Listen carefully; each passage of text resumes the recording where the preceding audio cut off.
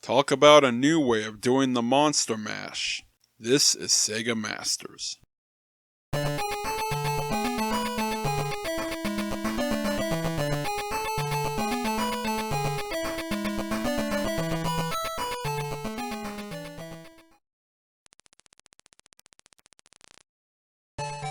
Our tour through the Master System's 1989 lineup sees Sega once again bringing another arcade hit to their console, only this time it's not from their own stable. Today we're looking at Rampage, indeed a port of the Bally Midway title.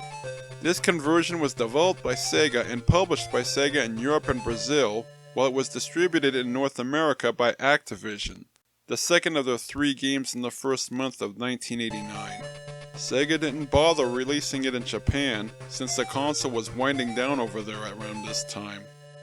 The game centers around George the Gorilla, Lizzie the Lizard, and Ralph the Wolf, a trio of giant beasts who were once normal human scientists until a lab accident mutated them into their current forms.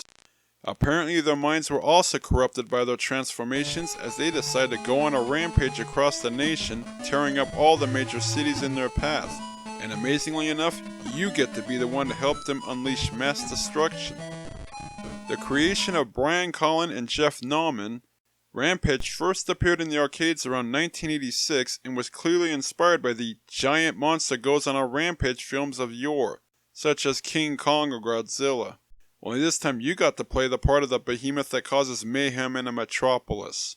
The chance to be the bad guy for once was certainly appealing to gaming hall patrons, especially since 1 or 2 pals could join you in on your smashing spree, and it did pretty well in the arcades as a result. However, many years would pass before Rampage would really become a franchise, with a few sequels released in the late 1990s along with a film adaptation in 2018. In any case, the original game was popular enough to warrant some home conversions, and Rampage would be one of the few titles to make the rounds on all 3 8-bit US consoles. Data East would publish a rather ugly-looking port on the NES that only featured 2 of the monsters, and Activision would eventually craft a somewhat decent port on the Atari 7800 that didn't look like much either, but still did its job in bringing the arcade game to Atari's mostly neglected console. A few computer ports would emerge as well, but regardless of the platform, every version of Rampage played more or less in identical fashion, and the Master System port is no exception.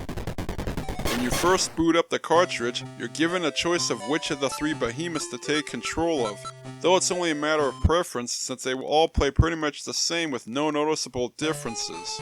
Whomever you play as, you're looking to destroy all the buildings on the screen by simply punching holes in their walls to weaken their structural integrity enough until they collapse, whether from the ground level or by climbing the walls to smash up the higher floors. Not surprisingly, the population isn't going to just stand idly back and allow you to unleash destruction without some resistance. Soldiers constantly appear in the windows, shooting rifles and throwing sticks of dynamite at you, and a fleet of helicopters and tanks are even called in for backup. You lose a sliver of health for each shot you take, and a few hazards lying around can inflict a bit of damage as well. But you can restore your vitality by devouring your attackers as well as the helpless humans running around. You can also munch on the items you find in buildings. Just be careful what you eat. Some objects are bad for you. Once all the buildings in the area are reduced to rubble, you get a chance to admire your handiwork before heading off to the next screen to continue your carnage. And that's pretty much the extent of the whole game. Just mindlessly beating down structures and gorging on hapless humans over and over through 50 total levels set in 10 major cities across the nation. This port does deliver the same carnage that made the arcade version a hit, and 2 players can team up to really unleash some mass destruction. They can even duke it out with each other if they're feeling particularly aggressive.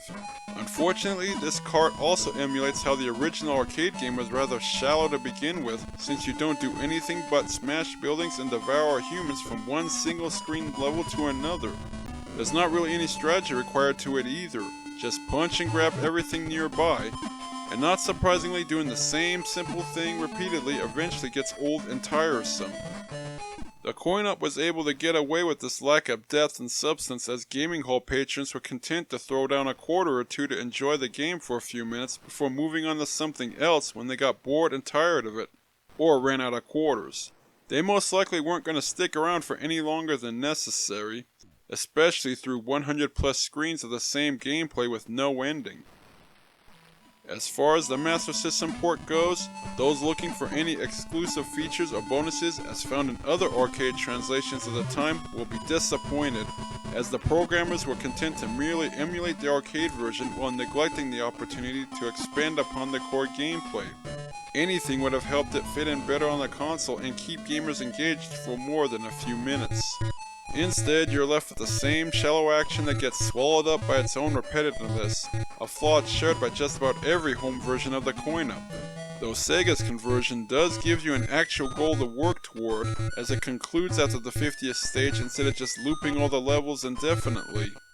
Not to mention the difficulty level is virtually non-existent, as you can take a lot of punishment before your life meter is completely depleted, which will cause you to revert back into a normal human, costing you a life. That ends up being irrelevant since a press of the button quickly morphs you back into your monstrous form to continue your carnage, not unlike dropping another coin into the machine, and you're even granted unlimited continues should you run out of lives.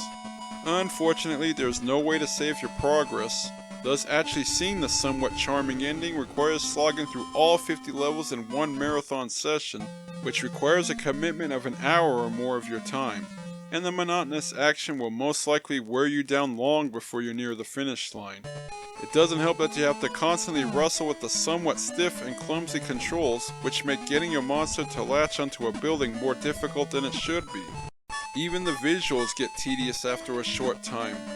Granted, the monsters themselves are pretty close approximations of their coin-op counterparts with plenty of detail and animation, yet other than the buildings in the background being rearranged and a few different elements on the street, all the screens look pretty much identical from the first stage to the 50th, and the rather tiny sprites don't add any real variety to the repetitive scenery. You wouldn't even know which city you're actually demolishing unless the game told you after completing each screen, since none of the iconic landmarks is present. Incidentally, the newspaper headlines the arcade version displayed in between levels is missing in this port. For whatever reason, Sega added a background music track to their version. It isn't too bad and even sounds a bit catchy, but doesn't really add anything to the atmosphere, and the few sound effects don't do much either. So overall, Rampage on the Master System isn't really a bad game. It's a competent translation of the arcade original and a nice bit of mindless fun in short bursts, but the shallow repetitive gameplay ultimately leaves a lot to be desired and makes it feel like a relic from a different era, even though the game was only a few years old at the time of its home release. This retro novelty doesn't offer anything you won't find in any other port of Rampage and is for nostalgia nerds only.